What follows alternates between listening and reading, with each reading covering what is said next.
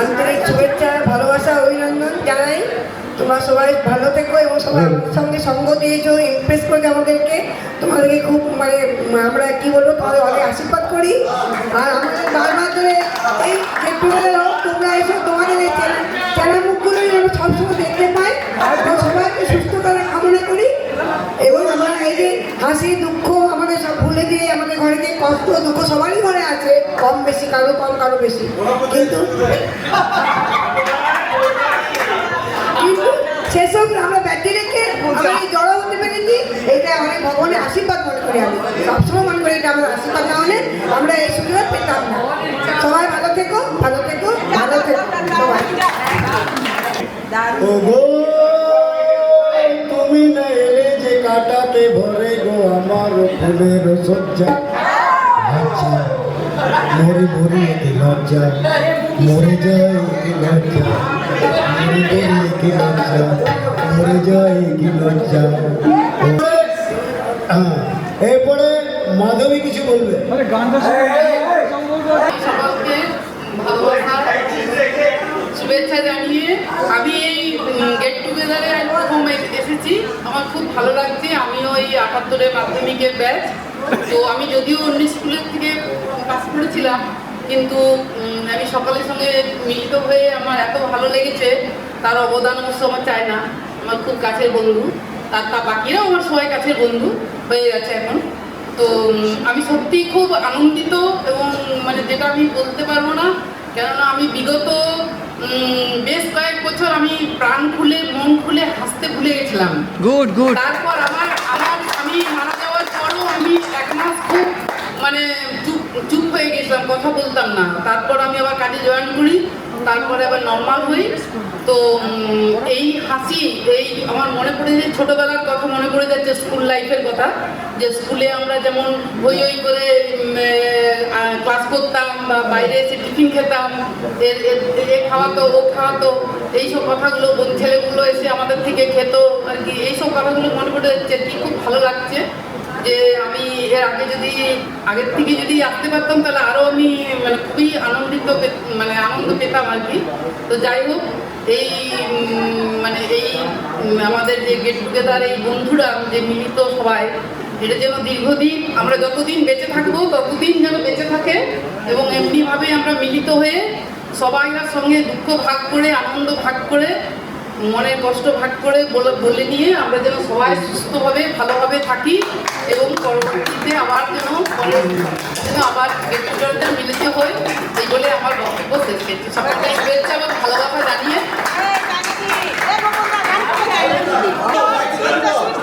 আমার এটা 3 নম্বর get together হচ্ছে। আমি ভীষণ খুশি এর জন্য। বন্ধুদের এবং আমার সমস্ত বন্ধুদের স্ত্রী এবং সমস্ত বন্ধুদের আমার এত ভালো লেগেছে। মুন্নি, আমার ছোট বোন, সবাইকে নিয়ে আমাদের যে আজকে এই যে আনন্দটা উপভোগ করছি, এটা ভাগ করা মানে নিয়েছি সবাই মিলে, এটা বলে বোঝানো যাবে না। তো সেটার জন্য আমি আরও আশা করছি, ঈশ্বরের কাছে প্রার্থনা করছি সবাই যেন সুস্থ থেকে ভালো থেকে আমরা প্রতি বছর এইভাবে মিলিত হতে পারি এবং আনন্দটা সবার মধ্যে ভাগ করে নিতে পারি।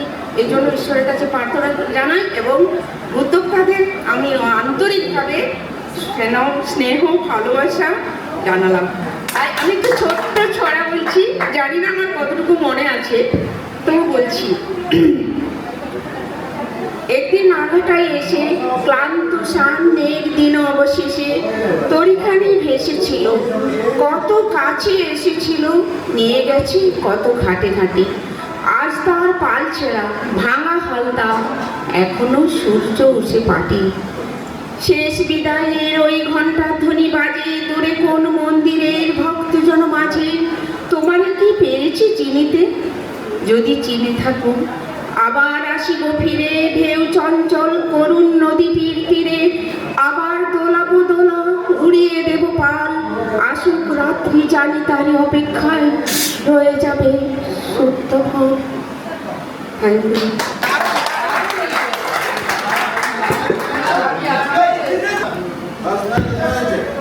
যাচ্ছে আজকে সায়েন্টিস্টের মতনই লাগছে। আজকে নেতা বদলাইছে। লাগছে তো? কিছু একটা লাগলেই হলো। আচ্ছা ভাই বলো। মোদি লাগছে, মোদি। আচ্ছা দেখ ভাই, যেটা বলবার কথা ছিল সেটা হচ্ছে যে অন্তত আমার পার্সোনাল যে অনুভূতি, সেটা হচ্ছে বন্ধুত্বটা ওই যে ছোটবেলায় হয়েছিল, তারপরে কলেজে পড়েছি, ইউনিভার্সিটিতে পড়েছি, রিসার্চে ছিলাম, তখনও অনেক বন্ধু হয়েছে, চাকরি সূত্রে হয়েছে। আমি যেখানে বাস করি একটা আবাসন, সেখানেও আমার প্রচুর বন্ধু আছে। কিন্তু এই স্কুলের এই বাকনাবাকনি করা বন্ধু, ঝগড়া করার বন্ধু, পিছনে লাগার বন্ধু, আর মানে মনের কথা বলার বন্ধু, এটা কোথায় পাবো? এই যে বাকরি ভাষায় কথা বলা, এটা তো ভুলে যাচ্ছে। আমি যেখানে থাকি এখন, যেটা সত্যি কথা বলতে কি, যারা ধর প্রতাপ, শান্টু, তারপর গোপন বা ছাতনায় যারা পার্মানেন্টলি থাকে, তাদের থেকে কিন্তু আমরা ছাতনাকে যারা বাইরে থাকি তারা কিন্তু অনেক বেশি ফিল করি। মানে মনে হয় মানে টানছে একটা, মানে ম্যাগনেটের মতো টানে। ফোন করলে কথা বন্ধ হয় না, মানে একটার পর একটা কথা চলতেই থাকে, প্রসঙ্গ শেষ আর হয় না। ব্যাপারটা হচ্ছে যে মনটা হালকা হয়ে যায়, ভালো লাগে। মানে এই যে ভালো লাগাটা, এইটা কিন্তু আর পরের দিকে কোনো অনেক বন্ধু হয়েছে, কিন্তু এই জিনিসটা কিন্তু মানে আর পাবো না, এটা পাওয়া যাবে না। একসাথে রাজারদন্দে সাঁতার কাটা বা কাটিনে যাওয়া বা বোলপুকুর, একটা জিনিস না, সব কথা বলা যাবে না। না একটা জিনিস যেটা বলার কথা, যে আমাদের সময় তো মানে অনেক জিনিস শেখায়, যেটা জীবনশৈলী বলছে বা লাইফ ব্যাপারটা, সেটা কিন্তু এই যে আমরা শৈশব থেকে কৈশোরে উত্তরণ, এই যে ব্যাপারটা একসাথে হয়েছে, তো ব্যাপারটা সব একসাথে শিখেছে, একসাথে এক্সপিরিয়েন্স, একসাথে এক্সপেরিমেন্ট, নানা রকম ব্যাপারগুলো, এইগুলোর কোনো বিকল্প নাই। এখন সবাই রোগ অসুখ, নানা রকম চিন্তা ভাবনা, অনেক সমস্যা আছে অনেকের জীবনে, কিন্তু ব্যাপারটা হচ্ছে যে যেটার সবচেয়ে ভালো ওষুধ আমি দেখেছি যে বন্ধুদের কাছে থাকা। বন্ধুদের কাছে থাকলে মনে হয় না যে আমি বড় হয়েছি, আমার বয়স হয়েছে, আমার কোনো রোগ অসুখ আছে, এই সময়টা কিন্তু আমার একদমই মনে হয় না।